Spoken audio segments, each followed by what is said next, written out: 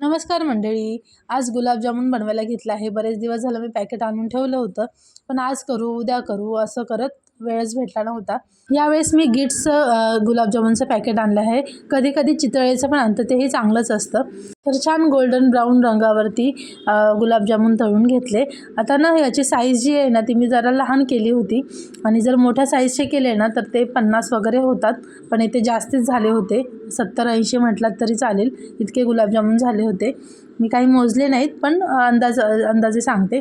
आणि नेहमी असं होतं ना की माझा पाक आहे ना तो कमीच पडतो, तर तसंच काही आता पण झालं होतं. म्हणजे व्यवस्थित ॲब्झॉर्ब होतं पाक गुलाबजामुनमध्ये, पण एक्स्ट्रा पाक जो राहतो ना तो खूप कमी असतो. तर बघा छान फुगले आहेत गुलाबजामुन. हे 2 तासानंतर मी तुम्हाला दाखवते. आता तुम्ही म्हणाल किती गोड खाता इतके गुलाबजामुन, तर नाही, आमच्या पूर्ण फॅमिलीमध्ये हे द्यायचे आहेत, त्यामुळे इतके सारे बनवलेले आहेत. आता संध्याकाळची वेळ झाली आहे आणि मी रेडी झाले कीर्तनाला जाण्यासाठी.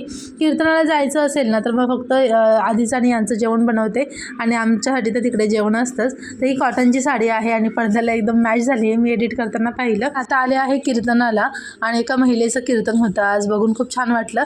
आणि कीर्तन तर भारी केलंच, पण त्याहीपेक्षा त्यांचा आवाज इतका सुंदर होता ना की ऐकतच राहावं असं वाटत होतं.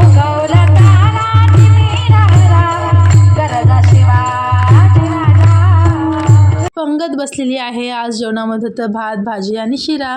तर चला पुन्हा भेटूया पुढच्या व्हिडिओमध्ये. Bye bye.